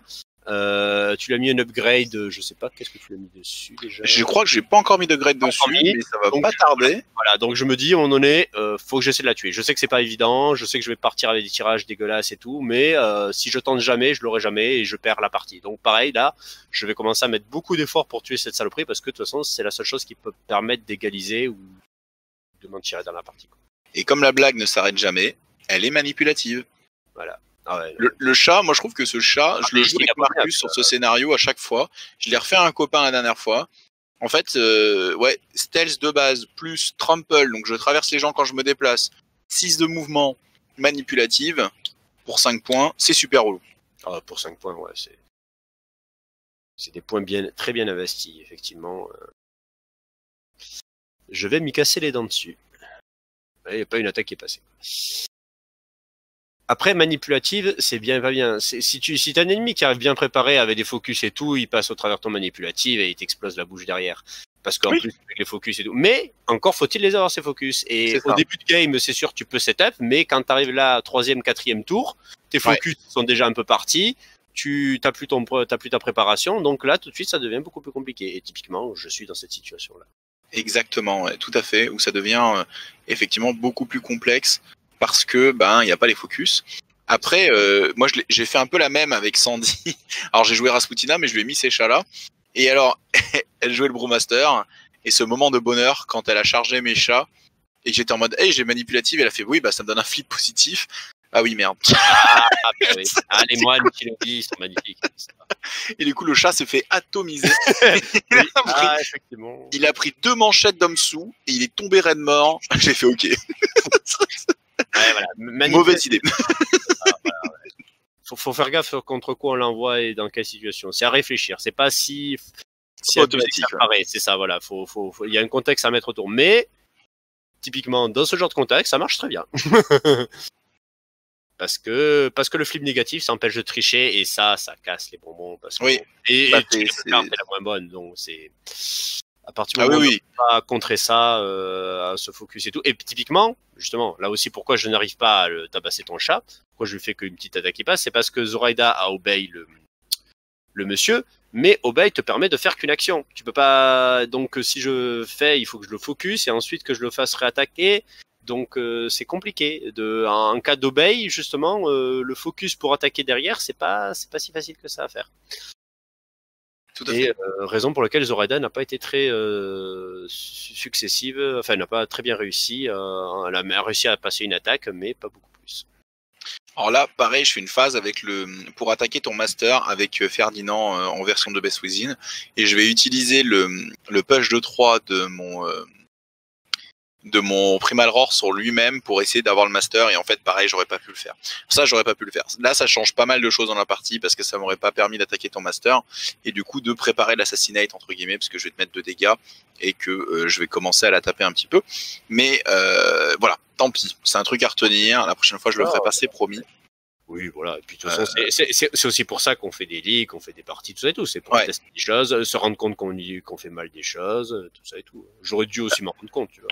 Mais le simple fait de jouer avec un ancien, c'est super parce que bah du coup, c'est plein de points de vue, plein de points de règles, plein de choses comme ça. Même s'il peut y avoir des oublis, hein, comme là il y en a eu certains. Il y a eu plein de fois où tu as quand même pu me reprendre sur d'autres erreurs ou m'expliquer des scénarios mieux ou des choses comme ça, qui fait que moi, bah je reviens au club la semaine d'après et bah je transmets tout ça. Donc c'est très très bien. C'est pas un souci. Et puis c'est une ligue qui n'a pas d'autre enjeu à part que de se faire plaisir et de se rencontrer. Donc il n'y a pas de pression de partie. On est tranquille, quoi. Ça joue tranquille. Ah oui, c'est ça. Et justement, ça permet typiquement de tester des masters, des choses, que ça et tout, quoi. Donc voilà, Kojo commence à entreprendre Zoraida aussi. Et là, je commence à me dire, je me suis dit, il avait pas appris à assassiner, parce qu'au début, je voyais pas du tout tes figurines se concentrer sur moi, et je me suis dit, oui, il s'occupe de moi après, c'est logique. Mais au début, pendant un temps, je me suis dit, au tour 3, je me dis, quand même, personne sur Zoraida, tout ça. Alors que justement, les obéis, c'est chiant et tout, mais. J'étais obligé de devoir l'ignorer avant de tomber ces grosses pièces. J'avais pas le choix, malheureusement. T'as eu tout à fait raison, hein. C'était un très bon plan. Mais du coup, je me suis dit, quand même, on s'occupe de moi, quoi. Mais là, sans Soulstone, sans système défensif, à part celui de mettre à fin mon activation, mais du coup, ce que je fais, c'est que je me concentre et je tape.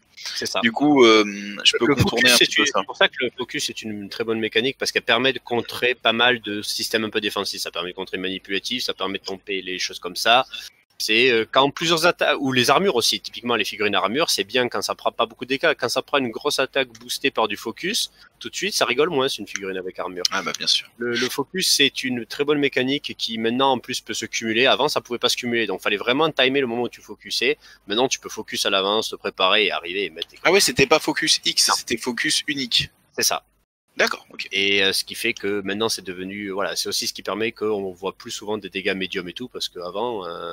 Oui, c'était plus dur. Hein. C'était plus dur, la confrontation était plus compliquée et focus beaucoup plus évident, moins évident à timer. Donc là, moi, pendant ce temps, j'ai décidé sur le Kojo. Il se passe quelque chose là que on n'était pas très très d'accord avec, mais on en a rediscuté. C'était sur les points de règle. C'était moi, typiquement. Non, mais il y a aucun, franchement, il y a aucun souci. La preuve que même en jouant, on apprend des choses parce que c'était une chose que pour moi, ça ne me paraissait pas logique. Et en fait, si, c'est tout à fait ce qu'il faut faire. Et c'est juste que ça, justement, ça fait appel à des figurines, à des situations qu'on n'a tellement pas l'habitude, on se dit tellement par rapport à d'autres jeux que c'est pas intuitif que, en fait, si, ça se passe.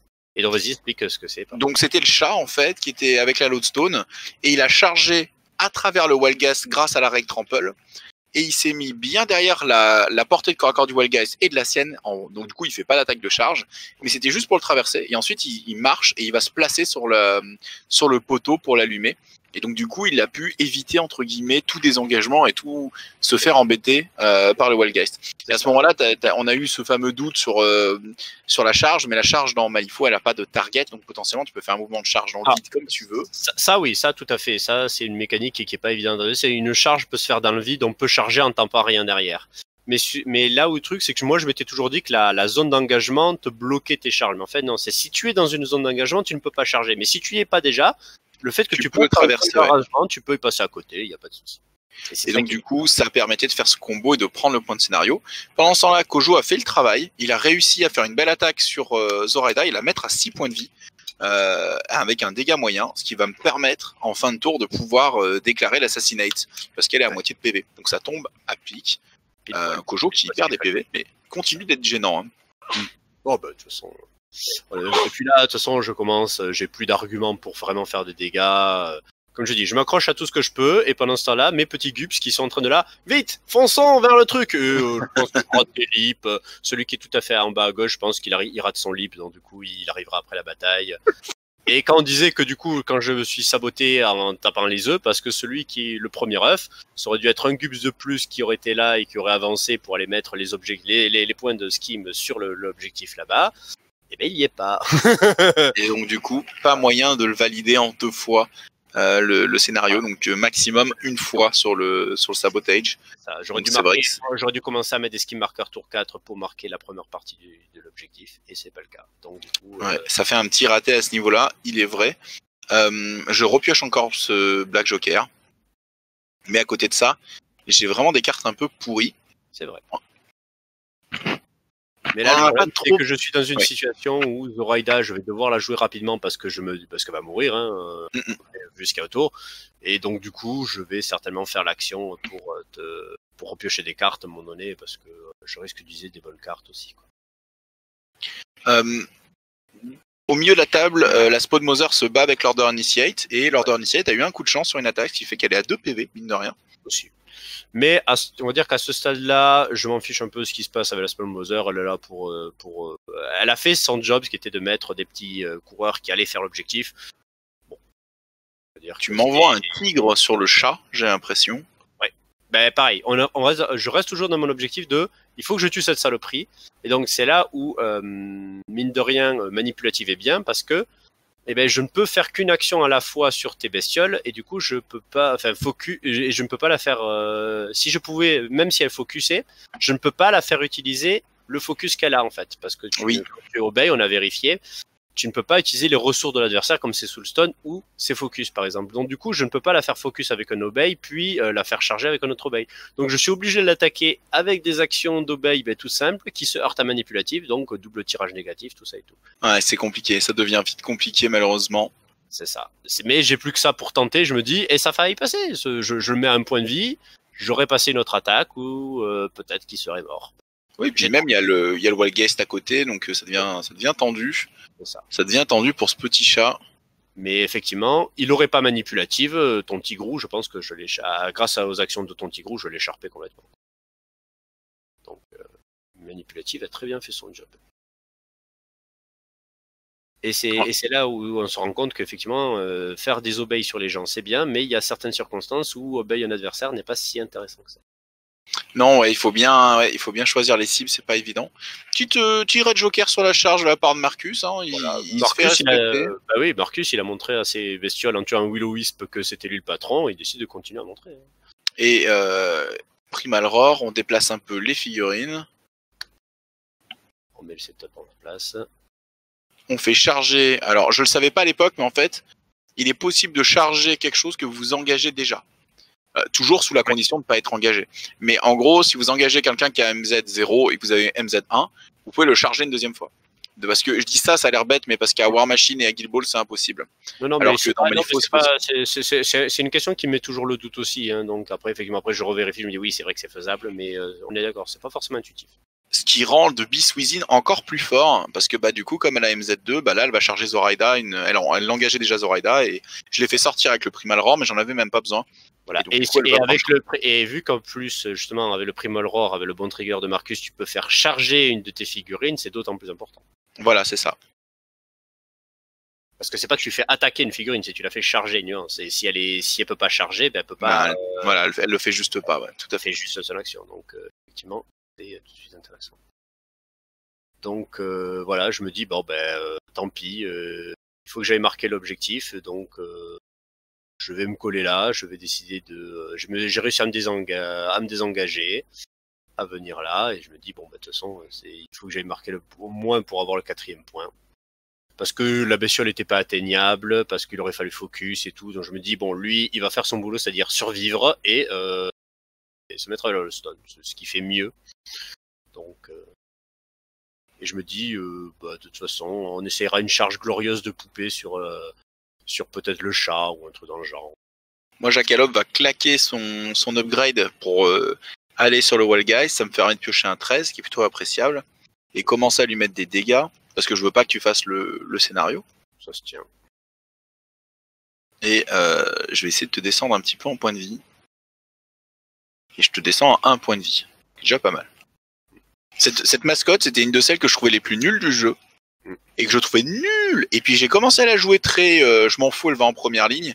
Et depuis, mais qu'est-ce que je l'aime. Et plus les gens la détestent, par contre. Oui, parce que c'est une figurine très puissante, parce que généralement, une figurine qui t'embête, tu la tues pour qu'elle ne t'embête plus. Sauf que celle-là, elle a un demise. Et en se défaussant de l'upgrade, elle peut re-avoir son demise. Donc, oui, tout à fait. La tuer 3 fois. Vous n'avez pas envie de perdre 3 actions sur cette saloperie pour la tuer 3 fois. Et encore, tuer 3 fois si tu tires des bons dégâts, parce que ça a quand même 4 points de vie. Donc, et si j'ai pas mis... et si j'ai pas mis 2 upgrades, hein. Si j'ai pas mis 2 upgrades. Parce que moi, j'aime bien lui en mettre une deuxième pour rajouter un petit peu au plaisir.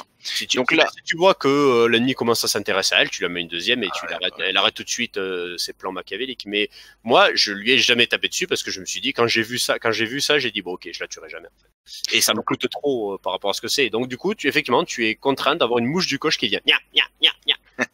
Et en plus, ça fait pas que ça, parce que donner adversary, c'est très fort, mine de rien. Donc, avec le bon upgrade, elle est très, très, très emballée. Elle est très solide. Une fois bien setup, bien placée. Du coup, le Wildgaz qui meurt, qui décède. Ouais, puis on a c'est grâce à l'Order Initiate. En fait, il a pu tuer la Swamp Mother, il a chargé le Wildgeist. Et en fait, il a une petite blague. Il a la règle des cochons. Si je contacte quelqu'un avec une charge, je lui fais un dégât, je me fais un dégât. Je peux le faire. T'avais un point de vie. Comme ça, je lance aucune carte. C'est sûr que ça marche. Ça tue. La créature la plus proche, c'est le Goops qui est très très loin de n'importe quel poteau. Et surtout, il peut pas rejouer. Il peut pas... comment dire, il peut pas en plus leap. Donc du coup, il va être très très loin de pouvoir faire le scénario. Si, il peut. Voilà, c'est ça, parce que normalement, il pourrait leap, mais quand il a le stun, on peut pas leap. Donc du coup, je fais. De toute façon, j'étais pas confiant parce que je me suis dit, bon, de toute façon, est-ce que j'aurais vraiment réussi ce leap? Rien n'est moins sûr. The Beast Within va réussir avec une attaque focus à tuer Zoraida. Il aura fait un dégât moyen, donc je vais pouvoir la sortir.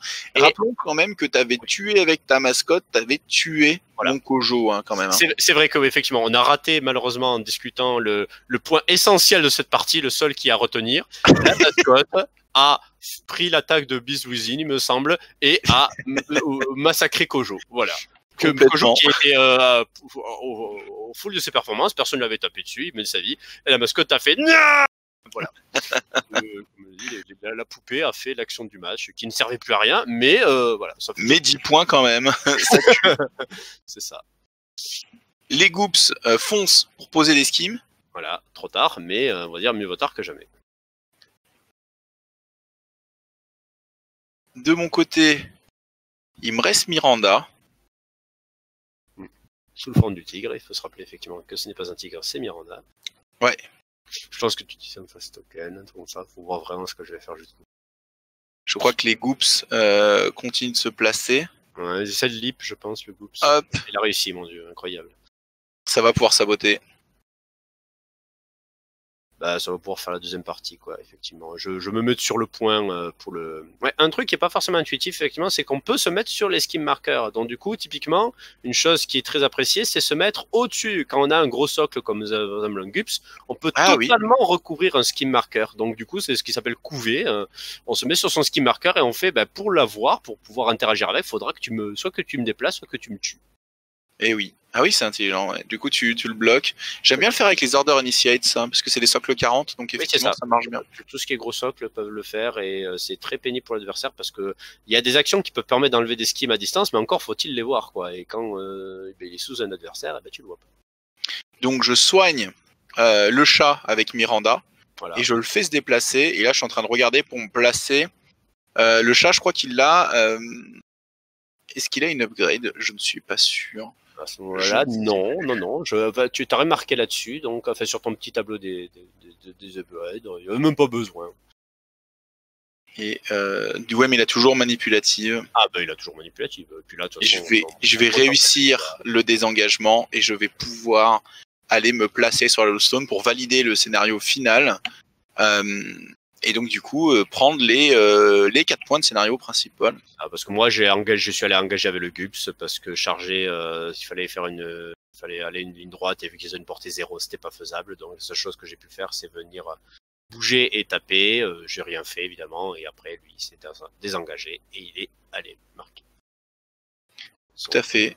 Et donc je me retrouve à valider donc le principal, l'assassinate, les deux, et le chat survécu. Et alors, tu sais ce qui est drôle, bon, maintenant c'est trop tard parce qu'on l'a fait, tu n'as pas validé la deuxième partie de Hidden Martyr, parce que cette chose que j'oublie toujours, c'est que la deuxième partie de Hidden Martyr, il faut survivre, mais il faut être ensuite en contact, il faut aussi être au contact au corps à corps d'une figurine plus chère que soi. Ah ouais? Vérifions, mais c'est pas Vendetta ou comment ça, c'est pas... Mince, comment ça s'appelle? Ah ouais, peut-être. Bah écoute, je vais voir ça. Mais on a mal fait. Mince. Mais oui, mais je me suis dit après, je me suis dit mais oui, c'est vrai qu'il y a ça. Oui, c'est ça. Il faut que faut qu'un des deux modèles soit au contact d'une figurine qui va être plus chère qu'elle.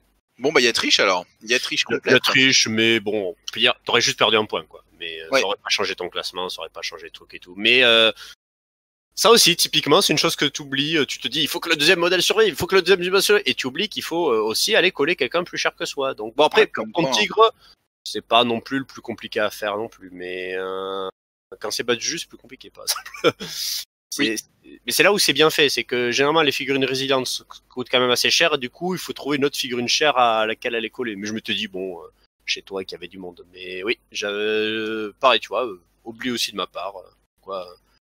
D'accord, mais non, je l'avais mal fait. Bon, bah, pas de souci. Tant pis, à retenir, hein, toujours dans l'apprentissage. Hein, Malifaux, c'est complexe. Hein, il y a beaucoup de choses. Vous voyez, on a beau, moi-même, j'ai beau jouer depuis un moment, voilà, il y a des choses que j'oublie. La sénilité ou l'abus d'alcool de riz, c'est à voir en tant que joueur Bayou. Le mix des deux. C'est ça, le mix de tout ça à la fois, plus des actions complètement invraisemblables. Du coup, ton ressenti sur Zoraida à la sortie de cette partie? Elle est très intéressante, mais effectivement, il faut bien réfléchir parce que tu as des figurines qui ont des rôles un peu pour soit se compléter, soit faire des choses. C'est un travail d'équipe en fait. T'as pas une figurine qui va juste, par éventuellement bas du jus, peut avancer tout court et décider de taper tout ce qui croise et survivre ensuite à tout ça. Mais la plupart des figurines vont réussir parce qu'elles vont s'aider les unes les autres, faire des choses. Et effectivement, Zoraida, faut vraiment bien choisir qu'est-ce que tu décides d'obéir, comment, machin et tout. Donc ça demande la réflexion, clairement. C'est pas si facile que ça, on se dit juste obéir, ouais, c'est trop fort, et puis voilà. Non, vu que c'est un peu ta seule arme, parce que c'est bien un master, mais il faut se dire qu'un master, c'est quand même la base de la figurine la plus forte de ta bande. Quand l'action la plus forte de ta bande, c'est de faire bouger l'adversaire, c'est de faire agir quelqu'un d'autre, certes, c'est très fort, je vais pas dire qu'obéir c'est pas fort, parce que sinon je pense que tous les joueurs de Malifaux hurlent à la mort. Mais mine de rien, elle fait entre guillemets que ça. C'est très fort, mais ton master ne va pas ensuite faire des dégâts incroyables, apporter un support et tout. Donc, quand elle fait ça, elle fait pas autre chose, et c'est ton master qui est utilisé pour ça. Donc, d'un autre côté, c'est très bien, par exemple, effectivement, sur une bande comme Marcus, qui ces figurines, les activations vont faire des gros dégâts, ou sur un truc comme la Lodestone, si j'aurais pu le faire sur ton chat pour le bouger ailleurs et tout, en fin de tour, j'aurais pu tenter des choses. Mais il y a des situations, comme ça m'est arrivé dans cette partie-là, sur les tours 3, 4 et 5, j'étais là, j'obéis quoi? J'obéis le tigre pour taper le truc manipulatif où je vais tirer 2 cartes négatives et pas réussir à le toucher. J'ai fini par le faire ça parce que j'avais que ça, mais à ce moment-là, j'aurais préféré avoir un master, entre guillemets. Et voilà, il y a des choses comme ça. Donc du coup, je trouve que c'est une bande qui demande pas mal de réflexion, mais je suis content parce que du coup, ça va demander pas mal de réflexion, réfléchir un peu, quoi prendre. Et j'ai encore pas mal de choses à tester avec, donc ça fait plaisir. On a fait quelques oublis avec Zoraida et en même temps, on a vu que ça c'était pas possible pendant un bon moment. C'était le reading de cartes, le fait que quand quelqu'un cheat Fate, tu peux regarder soit ton deck, la carte du haut de ton deck ou celle de l'adversaire et tu peux au choix la défausser ou pas. Et en fait, à cause de ce mur central, c'était quasi impossible 80% de la partie. C'est ça. Et donc très problématique. Mais après, je pense que je l'ai oublié. Il y a des fois où j'aurais vraiment pu le faire. Et à ce moment-là, j'étais trop parti dans la partie avec d'autres choses, d'autres considérations. Et clairement, ça a été oublié. Mais effectivement, c'est aussi une capacité très intéressante et très forte qu'il faut essayer de maximiser un peu plus. Et surtout d'utiliser déjà. Et déjà, je pense que ma prochaine partie, je tâcherai de l'utiliser au moins une fois. Déjà là, on saura qu'on aura progressé. Bon, moi j'ai kiffé mon Marcus. Bon, alors moins de triche dans les temps à venir. Hein. Alors j'ai déjà moins triché en Bretagne, à savoir, hein, il était beaucoup moins triché. Il a quand même triché un petit peu en Bretagne, à savoir que je savais pas que Miranda ne soignait que les bêtes. Hein. Donc il y a une partie où j'ai soigné Marcus et donc on s'est un peu. Voilà. La confusion est compréhensible, Marcus quand même. Ouais, mais on m'a quand même appelé, on m'a traité de tricheur. Une bonne journée. J'en ai payé le prix. Le prix à payer pour être audacieux et pour avoir triché de manière aussi ostentatoire. mais ouais, effectivement, j'ai fait cette erreur-là. Et mais ce que j'aime avec Marcus, c'est que plus je le joue, plus j'ai envie d'essayer d'autres créatures avec lui, plus j'ai envie d'essayer de le jouer de manière différente. C'est le genre de master qui est très polyvalent, très boîte à outils. C'est mes préférés hein, dans tous les jeux. J'aime beaucoup les listes boîte à outils. Je suis pas un grand fan des listes un plan très puissant. Le reste, je peux pas le gérer. Ouais. Je préfère largement les listes polyvalentes avec de l'adaptation en masse. Mais du coup, ça nécessite une meilleure maîtrise des outils et surtout moins de, voilà, comme je disais, un petit peu moins de triche. Mais c'était un vrai plaisir cette partie. J'avais bien aimé qu'on la fasse ensemble, même si elle avait été très longue. J'ai pas vu le temps passer parce qu'on s'était bien marré. C'est ça.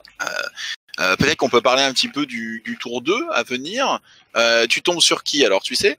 Oui, parce que je l'ai fait le lendemain du record de cette vidéo. Donc, effectivement, je joue contre Renan, donc le joueur qui a la plus grande collection de Malifaux de France, parce qu'il a tous les masters. Tous, c'est-à-dire pas chaque fois, tous. Il les a tous. Il a les 48 et quelques masters. Voilà, c'est ça. Alors, comme il dit, c'est compliqué de tous les jouer, tous les maîtriser, hein. Heureusement. Ça. Mais voilà, c'est peut-être un ancien joueur qui a pas mal de bouteilles et tout, mais qui est toujours très agréable. Donc, il est parti sur Résurrectionniste, lui. Voilà. Donc, j'ai eu affronté lors d'une partie amicale Yann Lo. Je prie tellement pour qu'il me le joue pas parce que je vais tellement pleurer. Mais moi, en tout cas, je suis parti pour rejouer Zoraida parce qu'au final, dans les masters, en gros, je suis parti pour jouer Zoraida, Brewmaster pour les tester principalement. Ouais. Peut-être éventuellement les Lacroix pour m'amuser un peu. Mais voilà, je suis parti pour tester les masters que j'ai pas joué et tant pis si à un moment donné un master que je connais est plus indiqué, je vais me forcer un petit peu à sortir de la zone de confort et tester. Et Zoraida, mine de rien, c'est son avantage, c'est que quand même sa bande peut faire un petit peu plusieurs choses. Ah oui, complètement. Entre obéi et tout, donc du coup, je pense pas ça va être rare les objectifs où elle va être totalement à la rue. Donc là, même si c'est de la baston pure, je vais tâcher justement d'encaisser vraiment un peu mieux la baston et aller marquer un petit peu d'autres choses, tout ça et tout, et me débrouiller justement, pas partir sur la baston parce que je me dis face à un résurrectionniste, je vais pas y arriver, mais contenir son assaut pendant que je marque d'autres objectifs du genre justement aller mettre des skill markers, faire d'autres choses de ce genre-là.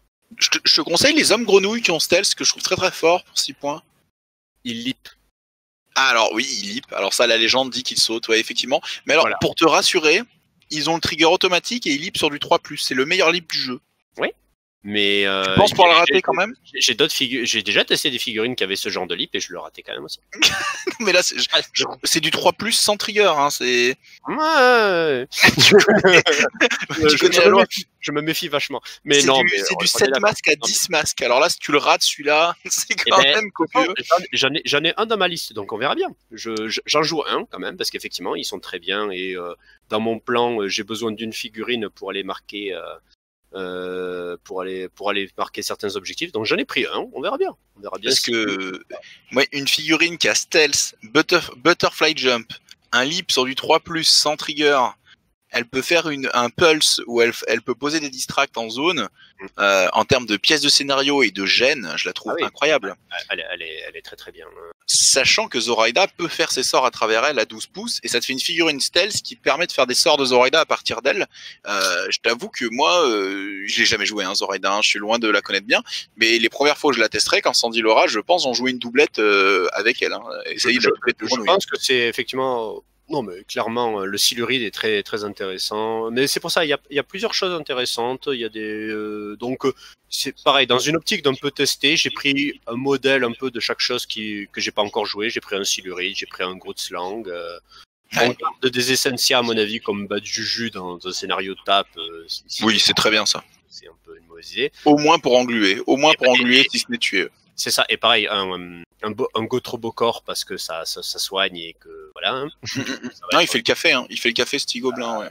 Bah, clairement, sans soin, Badjuju, juste avec la génération, il tiendra pas parce qu'il se fait attaquer par n'importe qui et tout, et il se fera avoir. Avec du soin, tout de suite, c'est pas la même affaire. Donc. Puis t'as des blagues quand même, parce qu'avec ton obey, tu peux le re-soigner.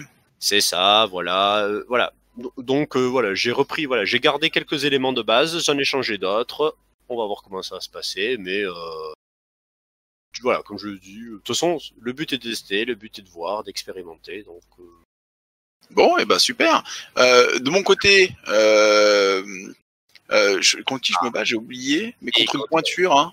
Oui, bah tu affrontes du coup, parce que tu m'as trop écrasé, tu vois, en trichant et tout, tu vois, comme quoi, ça ne paye pas, parce que du coup, il tombe face aux joueurs qui, jusqu'à présent, ont gagné toutes les récentes ligues de Vassal France. Alors, tout le monde dit qu'il triche, qu'il utilise les moyens les plus honteux, genre pour sa première phase, il a fait en sorte que son adversaire déclare forfait, enfin voilà, une personne ignominieuse, pas compter, évidemment. Il maîtrise la guerre psychologique comme sur la table. C'est ça, voilà. Et c'est absolument pas grâce à son talent et à sa compréhension du monde, même avec des masters qui testent pour la première fois. Mais juste parce qu'il utilise des moyens évidemment honteux et absolus. Mais donc du coup, effectivement, tu tombes face à une grosse pointure qui joue Ten Thunder. Aïe aïe aïe, j'ai peur des Ten Thunder. Moi, c'est la faction qui fait le plus peur dans le jeu. Je les ai beaucoup affrontés là en Bretagne et je les trouve très très très forts. Peut-être parce qu'ils ont des pièces qui sont mieux définies que dans d'autres factions, avec des rôles plus définis, plus faciles à prendre en main peut-être. Mais même la faction, elle fait le café. Bon. Après on verra, hein, ça, je me ferai plaisir sur la partie, j'en doute pas, et je la filmerai et je pense que je la commenterai aussi. J'ai d'autres parties aussi de Bretagne à commenter ou quoi, et je referai appel à toi si tu en as envie sur certains matchs. Ouais, et puis voilà. Master en plus l'avantage c'est que je connais un petit peu au moins chaque master parce que je me suis au moins à chaque fois intéressé à chacun. Et puis voilà, pour aider à faire du commentaring, oui, pas de souci, ce sera avec plaisir. Eh ben super, eh ben on vous souhaite une bonne soirée et puis on se dit à la prochaine. Ciao. Bonne soirée à tout le monde, en espérant que ça vous ait plu. Ciao.